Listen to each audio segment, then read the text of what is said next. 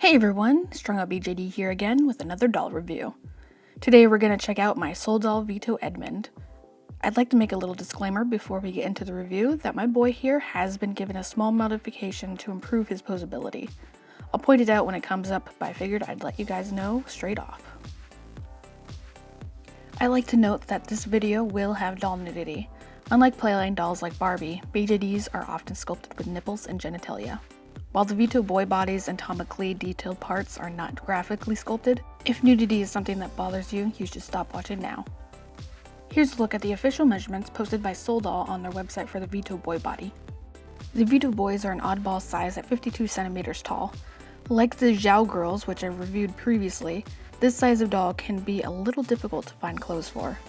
In fact, I've found Vito boys to be more difficult to clothe thanks to their thick thighs and muscular shoulders. I've also included information about my specific doll, such as what resin color he's in, the eye size I use in him, and who did his face up. Those of you familiar with the Vito boys, you know that Souldoll offers the body with two types of aesthetics for the joints, which are called the H or hidden double jointed body and the S or shown double jointed body.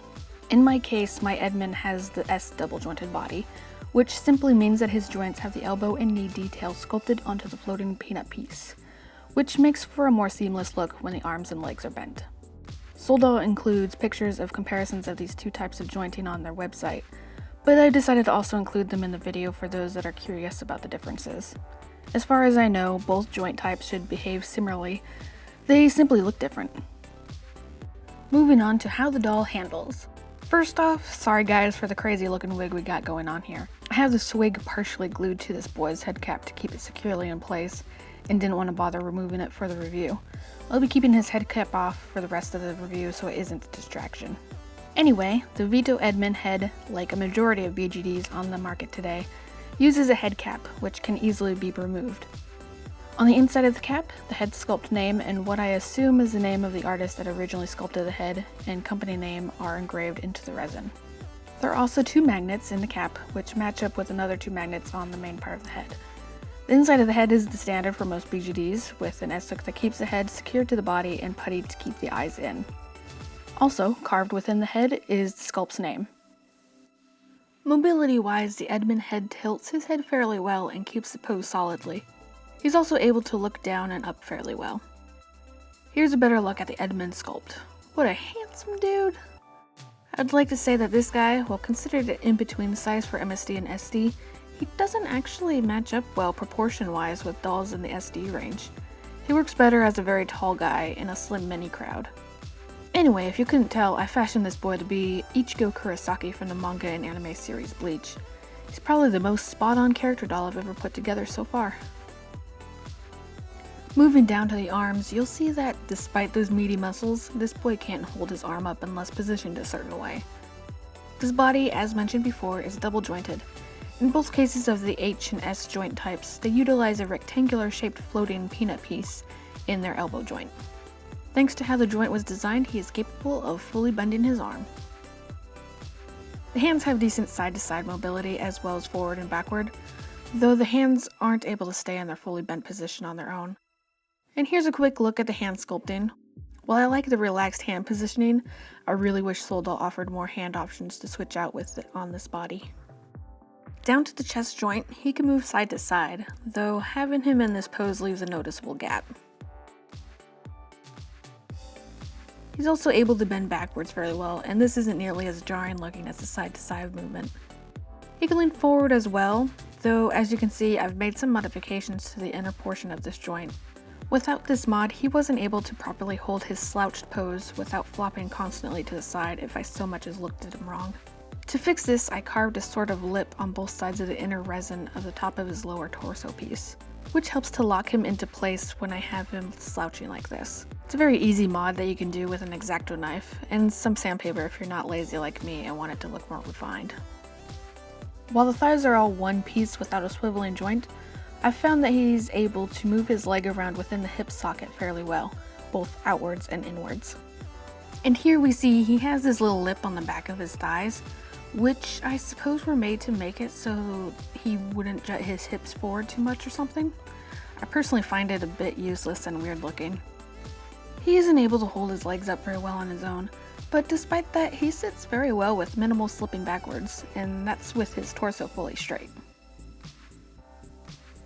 I found he sits most solidly when made to lean forward, which is how I usually have him sit since he looks more natural and relaxed this way. Like the elbows, the Vito Boy knees are double jointed with a rectangular floating peanut. These joints in particular are very solidly constructed and the pieces fit seamlessly together. Despite sort of snapping into place when straightened, the legs can be bent in various poses and keep their position. Last we have his feet.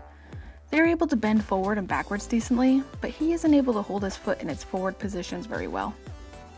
His ankle is able to wiggle a little bit within the joint, but positioning the foot sideways is a no-go. And here's one final look at the doll body sculpting. If you couldn't tell already, this boy is pretty dang buff. I personally find some of the details in his sculpting is a little much for me, like over his bust area and his ribs, but overall I really like how nice his abs, arms, and thighs look, and his body type works really well for the character I've fashioned him after. I would like to say though that I kind of hate his feet. They look fine, but they're a pain to find shoes for. I'll get into that in a moment.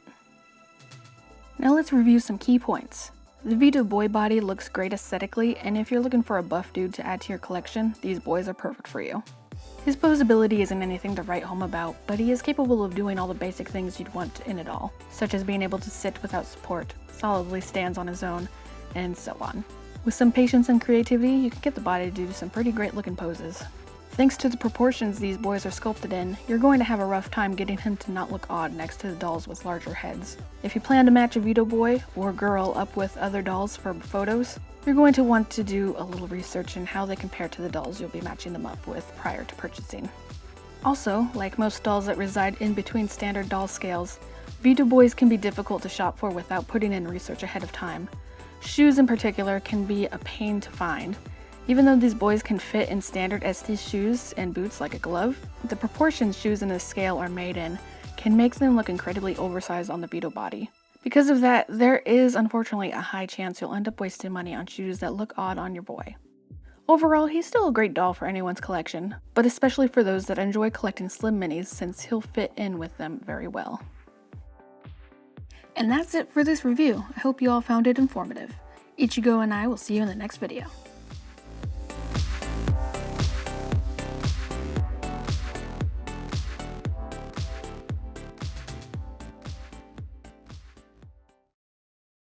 In fact, I've found Vito boys to be even more difficult to clothe thanks to their thick